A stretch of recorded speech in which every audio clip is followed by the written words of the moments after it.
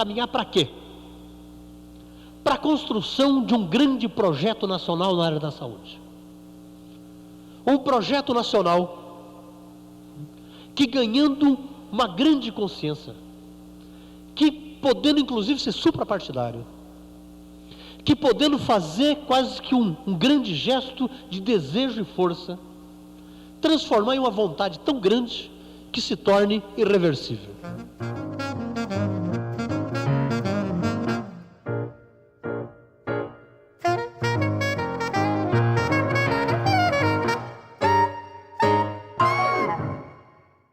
Esse grande projeto nacional possa ser formulado, e possa ser formulado numa verdadeira reforma sanitária. Da mesma forma em que foi possível, por um grande gesto de coragem, a instituição de uma reforma econômica que mudou profundamente as questões econômicas desse país.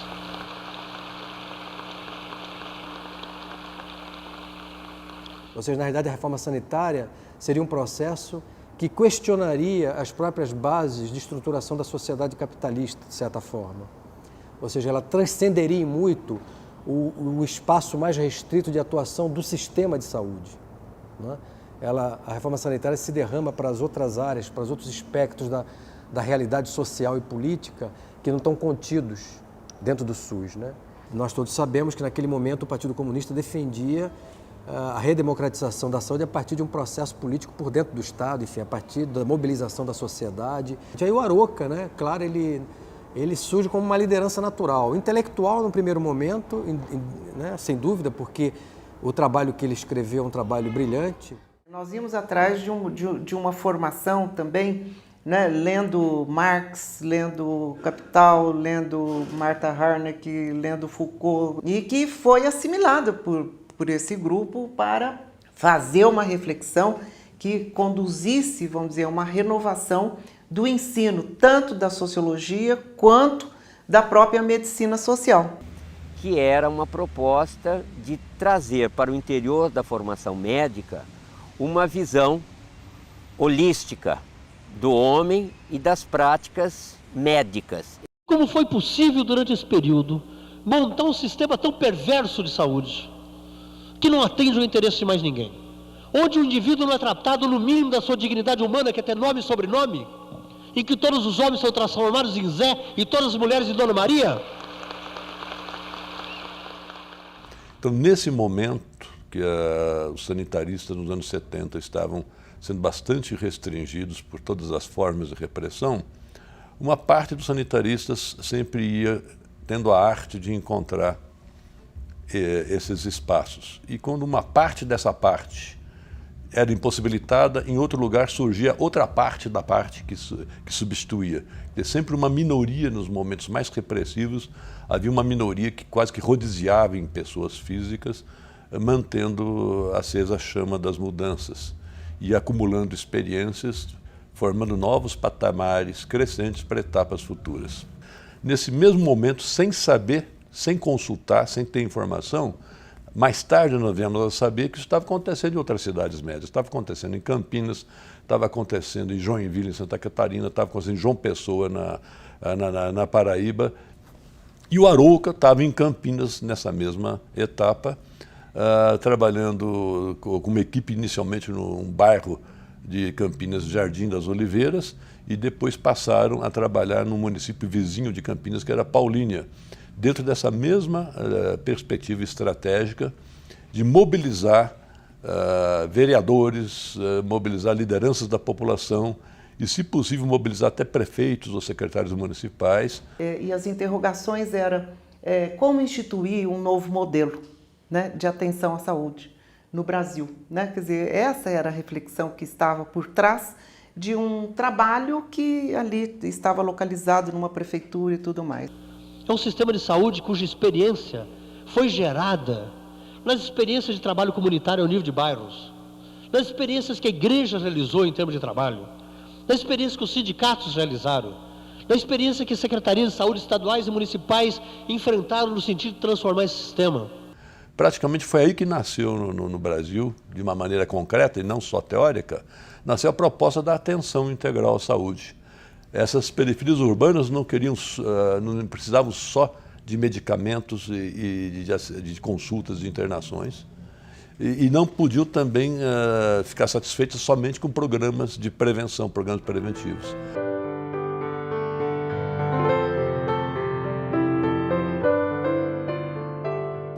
E Aroca, quando defende a tese de doutoramento dele, né, o dilema preventivista, esse trabalho está totalmente imbuído desse novo olhar, desse novo debruçar sobre a saúde e a medicina.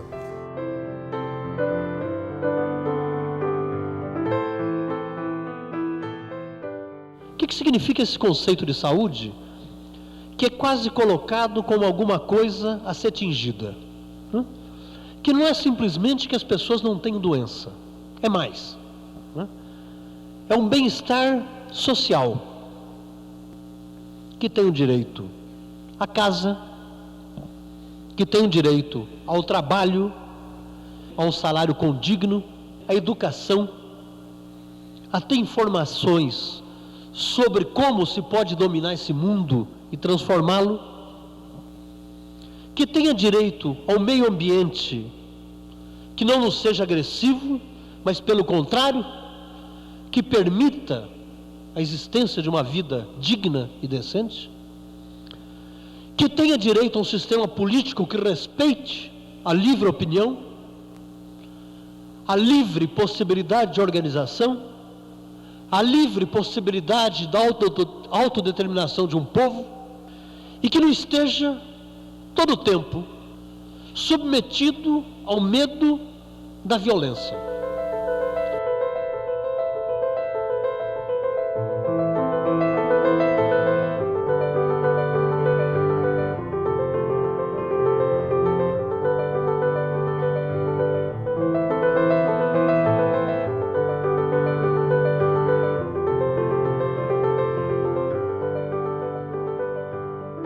Então, o Aroca introduz, né, a discussão sobre o capital monopolista e como esse capital começa a circular na área de saúde violentamente, que era uma novidade enorme, não existia economia da saúde até aquele momento.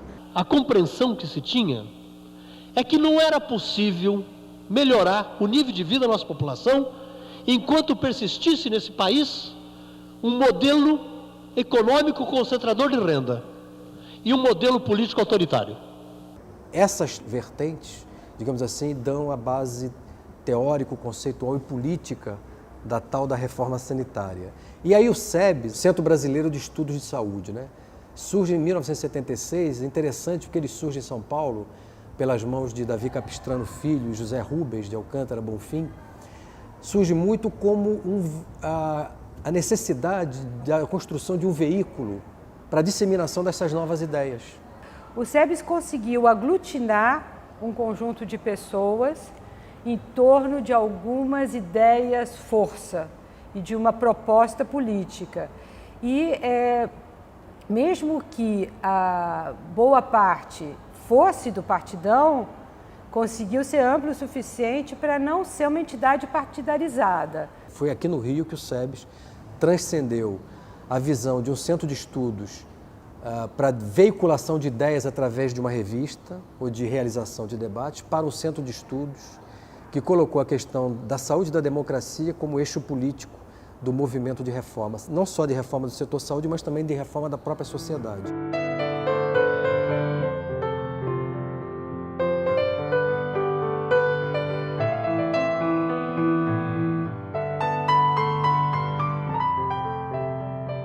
E foi nessa direção que me parece que durante todos esses últimos anos se cunhou uma frase que me parece uma frase da maior importância, que era uma frase absolutamente simples, que dizia saúde e democracia. Era um projeto social, sem dúvida nenhuma, era um projeto político, sem dúvida nenhuma, era um projeto amplo, sem dúvida nenhuma, mas não tinha a abrangência que teve depois. Isso foi construído. O primeiro simpósio de saúde da Câmara, a gente levou um documento. Esse documento, parcialmente escrito pelo Reinaldo, que redige bem, lá em casa, aquela coisa que a gente fazendo a não sei quantas mãos e tal, a gente levou esse documento para lá. Se você comparar esse documento que está nos editais da Revista dos SEBS com o que está na Constituição, a diferença é muito pouca. Foram quase 10 anos antes e nós tínhamos um projeto político construído. Se nós pegarmos esse documento hoje, praticamente tudo, não vou dizer tudo, mas a grande maioria dos princípios aprovados na 8ª Conferência Nacional de Saúde, 7 anos depois, já estavam ali. O papel do Estado, a questão da participação social, o questionamento da medicalização e do hospital, a necessidade da construção de um modelo diferenciado da questão da democracia, das condições de trabalho dos trabalhadores, da relação inequívoca entre condições sociais de vida e saúde. Estava tudo ali. Né? E essa reforma não pode ser o projeto da minha cabeça. Não pode ser o projeto da cabeça simplesmente dos técnicos. Não pode ser simplesmente o projeto da cabeça dos profissionais. Ele tem que ser construído. Mesmo que o resultado final não seja aquilo que muitos nós estamos desejando. Mas é um resultado construído, desejado, montado e inventado pela sociedade brasileira desse ano, desse século.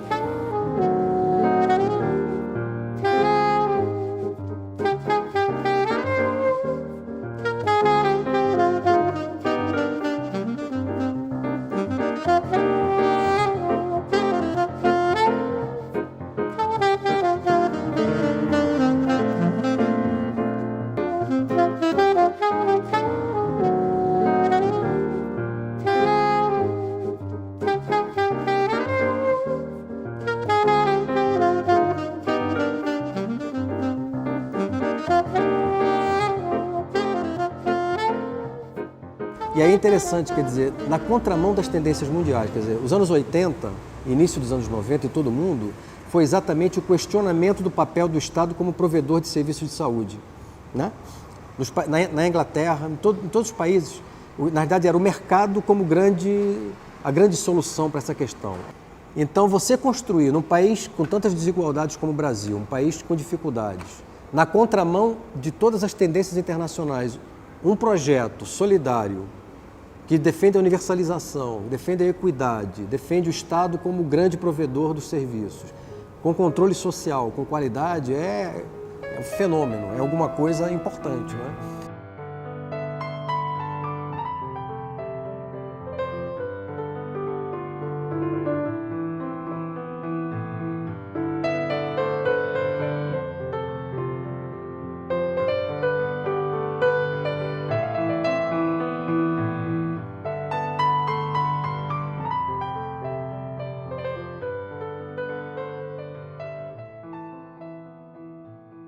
Depois que o Arauco assume a presidência da Fiocruz e assume a presidência da 8ª Conferência Nacional de Saúde, foi um momento, um marco referencial importante desse processo. As conferências de saúde eram feitas todas burocraticamente dentro do aparelho de Estado e aquela conferência ela inaugura uma nova forma de construir o projeto. Só alguém com essa capacidade que define a liderança, né, era que era possível reunir as pessoas tão díspares. Né? Está claro a sistemática de votação. Podemos colocar em votação os favoráveis à proposta 2. Chamada gestão participativa, ela nasce com a reforma sanitária brasileira e ele foi uma das pessoas que bancou isso também, porque muita gente naquele período, embora fosse parte desse processo de saúde, da luta chamada Saúde à Democracia, achava que não vamos fazer uma 8ª conferência com tanta gente. Haviam alguns que diziam. E ele dizia, não, mas tem que ser uma multidão. Quer dizer, e essa multidão é que faz a diferença. Então, o momento da conferência, na realidade, não está sendo pensado como o momento da conferência de se continuar no diagnóstico. É o momento de pensar de quais são as possibilidades reais e concretas que nós temos de mudar esse sistema de saúde hoje no Brasil. Esse é o porquê da conferência. E assim ela nasce.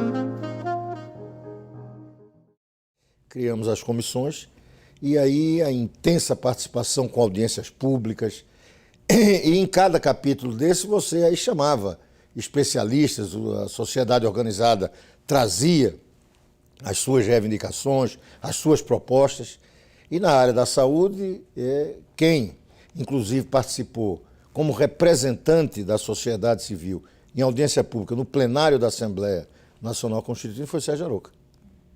Então, trabalhar naquela transição da ditadura para a nova república, todo um arcabouço legal da saúde, numa ampla participação, colocando não só a saúde, consagrando a saúde como direito na Constituição, mas trabalhando a ideia de que a saúde não só era um direito político, mas econômico e social. Nesse período, que vai dos anos 70, né, até o final dos anos 90, nós tivemos uma capacidade, a Fiocruz foi central nisso, impressionante de formar milhares de técnicos, sanitaristas e multiprofissional dentro do SUS, da defesa do SUS e trabalhando no SUS. Quer dizer, a estruturação dos chamados núcleos de saúde coletiva em todo o Brasil, que foi uma construção do movimento da reforma sanitária, né, como espaço de pesquisa, de atualização, de formação, a própria manutenção da publicação da revista Saúde e Debate, o próprio papel da Fiocruz, né, como, né, um paradigma dessa racionalidade questionadora, inovadora. Eu acho que isso é um capital, né, humano e político inquestionável. E o que não significa que a gente resolver todas as mazelas, ao contrário. Ultimamente, já no processo de organização da 12ª, ele discutia que era preciso fazer a reforma da reforma. Ou seja, a gente conseguiu avançar muito nesse sentido de superar a exclusão, conceber um sistema com essa característica, mas ele ainda tem muita coisa que tem que ser superada, né?